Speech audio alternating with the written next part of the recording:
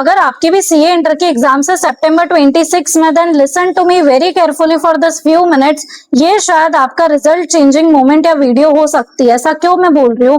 Because अभी मेरे साथ बहुत सारे स्टूडेंट्स कनेक्टेड है एज अ मेंटोरशिप स्टूडेंट्स, जो कि सोच रहे हैं कि मैम हम सितंबर 26 एग्जाम्स को स्किप करके जनवरी 27 में अपने दोनों ग्रुप्स के लिए प्रिपेयर करें, या फिर हम अच्छे से प्रिपेयर कर लेंगे, हमको थोड़ा टाइम मिल जाएगा। अभी क्या होता है ना कि ये जो लूप बन गया हमारे अटेम्प्ट्स का, इसका रीजन है सबसे बड़ा कि रिजल्ट के बाद टाइम ही नहीं मिल रहा है।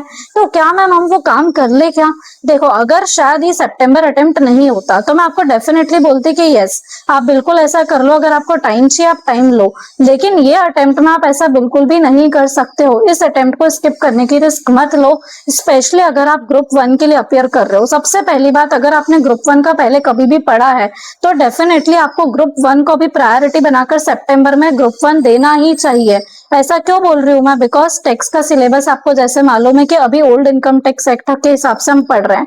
जनवरी 27 हमारा लास्ट अटेम्प्ट होगा जिसमें ये वाला इनकम टैक्स एप्लीकेबल होगा। अदरवाइज फ्रॉम May 27 अटेम्प्ट ये इनकम टैक्स एक्ट नया आने वाला है जिसमें पूरा चेंज हो जाएगा सब कुछ।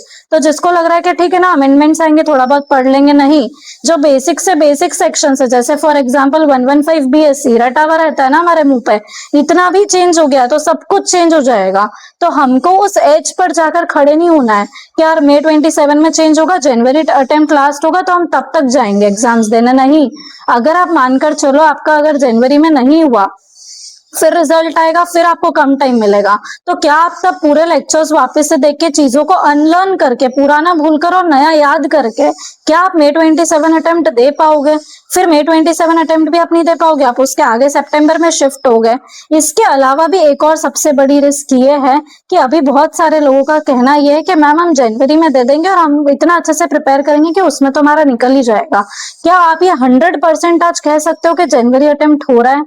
Yes definitely, because CA final वालों को भी नहीं पता था कि उनके एक अटेम्प्ट के बाद वाला जो अटेम्प्ट है वो होगा या नहीं होगा। कितने ही सारे स्टूडेंट्स का सितंबर वाला जो अटेम्प्ट था वो नवंबर में शिफ्ट हुआ था।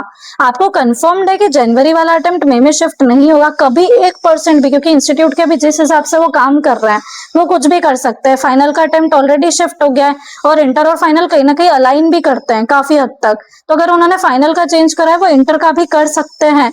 अगर उन्होंने ऐसा कोई काम कर दिया फिर आप क्या करोगे, आप सोच सकते हो? तो ऐसे कोई रिस्क मत लो सिर्फ अपने आप को रिलैक्स करने के लिए, क्योंकि और कोई रीजन नहीं है। आप कर सकते हो, आप डेफिनेटली अभी जितना टाइम बाकी है ना उसमें आप डेफिनेटली कर सकते हो। कैसे कर सकते हो उसकी स्ट्रेटेजीज भी मैंने आपके साथ शेयर करी हुई है। आगे भी मैं आपके साथ सब्जेक्ट वाइज स्ट्रेटेजीज शेयर करूंगी। और आपने सबने एक बार पढ़ा हुआ है, हम वापस से कोई नया अटेम्प्ट नहीं दे रहे। जिसका फर्स्ट अटेम्प्ट है वो कभी ये काम नहीं करता है। आपने तो पहले अटेम्प्ट दिया हुआ है, आपने पढ़ रखा, आपको सिर्फ रिवीजन करना है, आपको टेस्ट देना है, जिसके लिए टाइम 50 डेज का मोर देन सफिशिएंट है।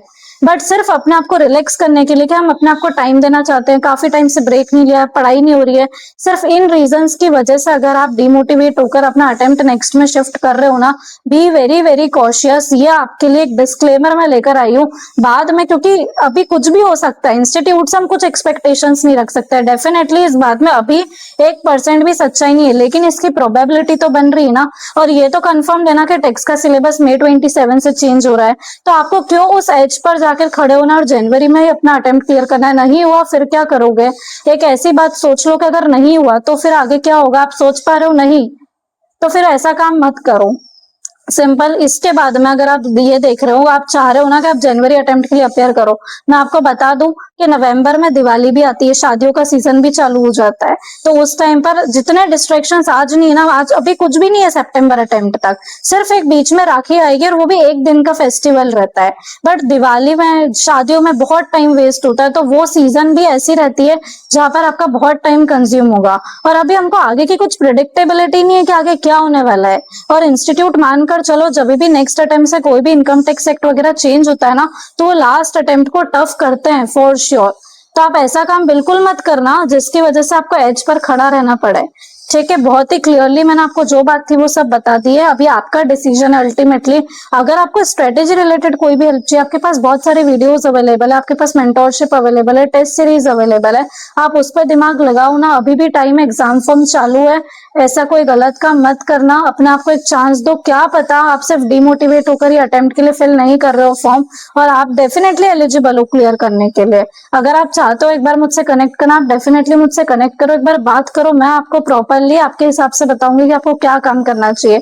बट अटेम्प्ट स्किप नहीं करना है, हमको देना है सितंबर अटेम्प्ट ही हमारा अटेम्प्ट है। और एक बार लिख दो बस कमेंट सेक्शन में कि I will appear for September attempt and I will clear it any how. ये प्रॉमिस आज खुद से कर दो और फिर आप देखो और उसके लिए एक्शंस लेना शुरू करो। ये लिखने के बाद हमको एक भी दिन डिमोटिवेट नहीं होना है। और कुछ भी करके अगर आपने एक बार सोच लिया ना कि आप क्लियर कर लोगे, तो आप 100% कर लोगे। बस ये जो सोचना रहना, यही सबसे इंपॉर्टेंट होता है। और एक बार हमने डिसाइड कर लिया कि ये अटेम्प्ट देना है, तो बस उसके बाद में फिर कुछ गिव अप नहीं करना है, कुछ भी डिमोटिवेशन नहीं आना चाहिए, कोई रोना धोना नहीं, कुछ नहीं, सिर्फ उसके लिए मेहनत होनी चाहिए। आप अपना 100% दो और फिर देखो कैसे रिजल्ट आपका नहीं आता है।